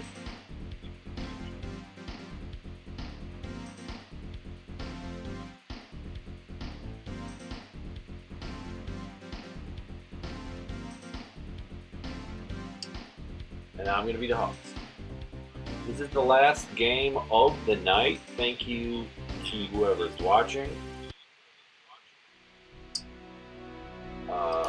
Appreciate it. This is a series called Jam Rules with Green Magic, where I break down NBA Jam Original on both Super Nintendo and Sega Genesis, as well as NBA Jam TE on Super Nintendo and Sega Genesis. Do a full playthrough, strategies and tips, full nostalgia, all the jazz. 3 different videos for each game. About to play the last game of the night. The Hawks versus the Pacers. I gotta be Dominique. Full on dunks. I want to shatter that backboard, but I want to do it in style. I want to have the craziest dunks the game has to offer. I'm going to be dunking from as far out as possible. Here we go. Last game of the night. Thanks for watching. Sorry if I missed any messages in the chat. I was looking for him, I promise. Wilkins. Alright, where you want to dunk from, buddy? That wasn't a dunk. That's not a dunk. That's not a dunk either. Wow, I'm embarrassed. Alright. That's a dunk. We call it the Mama Frog. Ouch. Alright. That's not a dunk. Free throw line, baby. That's not a dunk.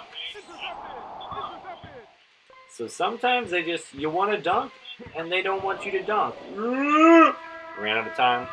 Worth it.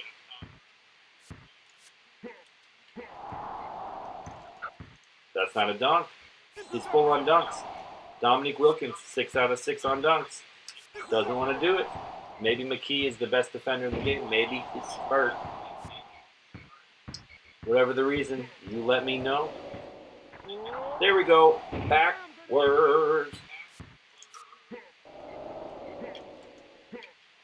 All right, let's get a dunk. From the counter. Backwards. Oh, but it's blocked.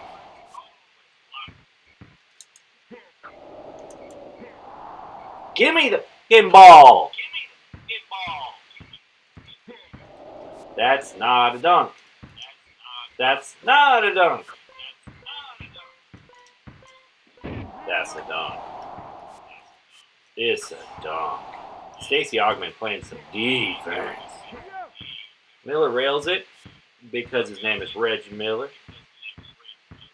A little over the shoulder for Dominiqua.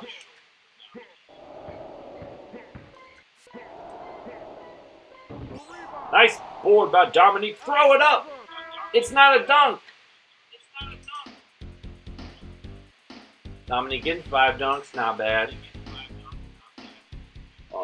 Would have had more, but you know what? He pulled up for a lot of jumpers, and that's not okay. This game is called NBA Jam. All right. Wanted to do over the shoulder. Gets the ball stolen. Computer in OP mode. Reggie Miller in OP mode. Stacey Augman in OP mode.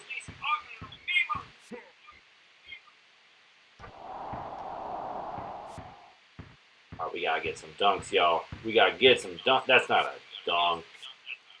That's not a fucking dunk.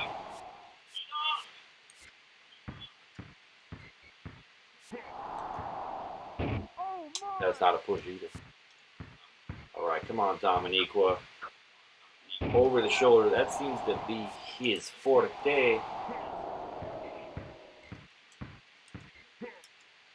Ouch! Ouch! Ouch! All right, free throw line, baby. Free throw line. All right, 6-on-6 dunks, Dominiqua. That one was cool. He got blocked, but he sure tried.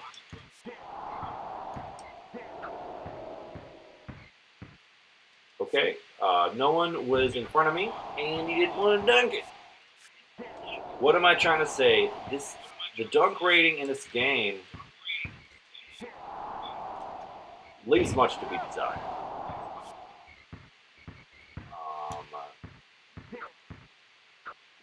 That's a nice one.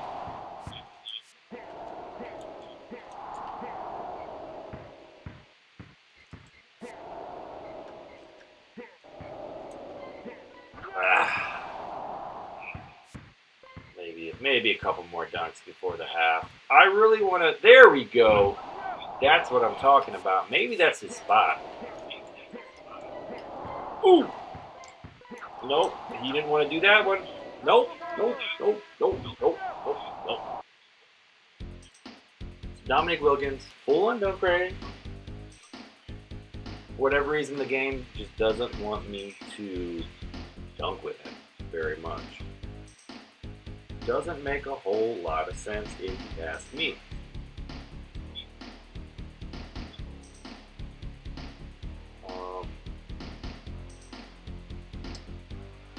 Says off line.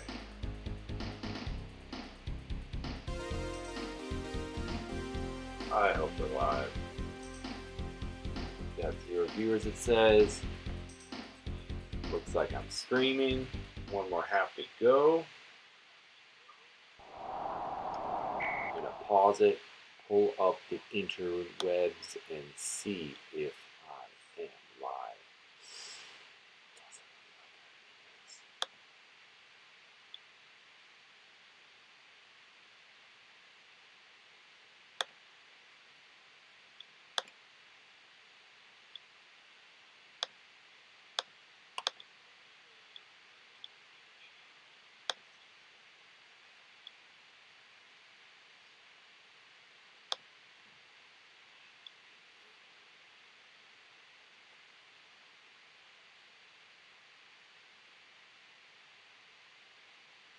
Alright, that is live. Alright. I do not see anything in the chat.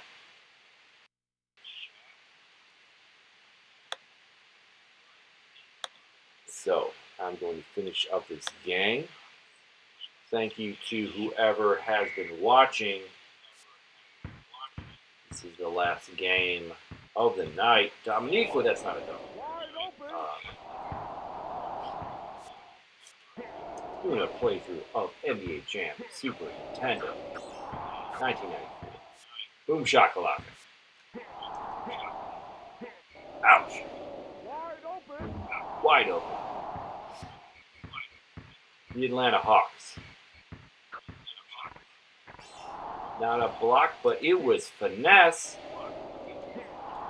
Not a dunk, but it was finesse. Ugh.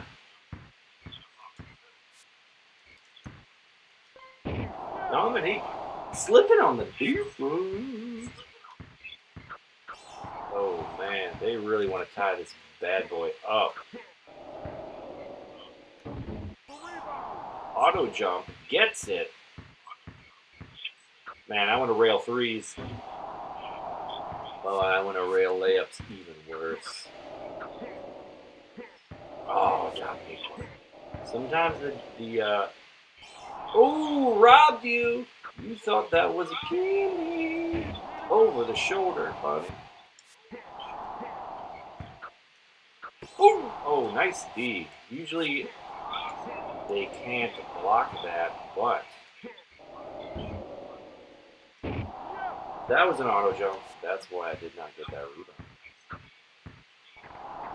rebound. Pow! You saw that. You saw that.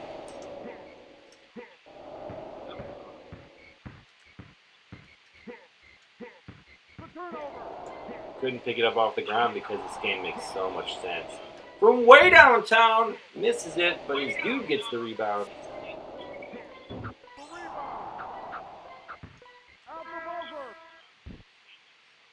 This is a close one. I'm not trying my hardest, but you know, playing some NBA Jam Super Nintendo original 1994. We're wrapping up this stream here. Last game, this is the 9th game and final of the night. Trying to get some sexy dunks with Dominique Wilkins, who not only is fully ranked, has a full attribute of dunks in the game, he's also won the dunk competition before. So you could say he's one of the all-time great dunkers. Give me that fragging ball! This game is very close, but I really am just trying to get dunks. And a lot of times, they're not even letting me go to the dunk animation. And all I'm trying to say with that is, that doesn't really make a whole lot of sense. That was fixed in the TE versions. That was fixed in the TE versions of this game, where you could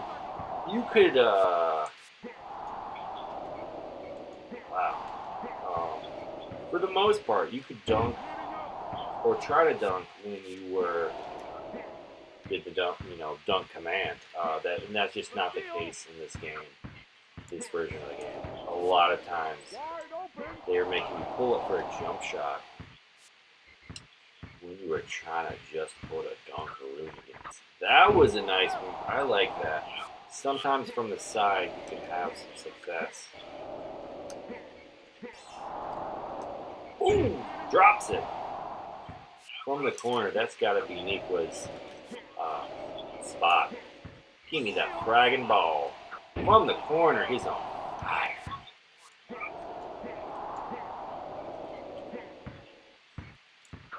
From the corner, still on fire. 7 seconds left. Give me the ball. I want a 3 at the end. I want a 3. That should have been 21 dunks. I think once or twice they made me go for the little loop-de-dip. Wait, more than that. Oh, I guess my drone had a couple threes there. You know, it happens. 15 dunks, most of them not very sexy. All I'm trying to say is that would have been cool had the dunk attribute meant a little more in this game. The attributes, I don't think, mean a whole heck of a lot in this game. So we've got a lot more to play through. This was just the first video in this series. NBA Jam original on Super Nintendo. The series is Jam Rules with Green Magic. And played 9 games. Gonna play a couple more videos. Gonna play through the rest of NBA Jam on Super Nintendo. Gonna try to be a little more active with the chat. Gonna get that figured out so I can get some good questions and some back and forth. So it's not just me talking. So stay tuned for that next video on the channel. This will be reposted on YouTube on the Retro Sports Gamer channel. So make sure to check that out. Really appreciate subscribing to the channel and liking the video. All that normal internet stuff. They got a lot of great content on the Retro Sports Gamer channel. A lot of live playthroughs, a lot of live competitions, tournaments, and just casual playing. Largely at Demon Tap Bar in Chicago. So thanks for all who are watching. I'm going to wrap this up for now. It's getting late. I actually got a flight out to North Carolina in the morning, and it's coming out. So thanks for watching. I'll see you guys next time, and have a great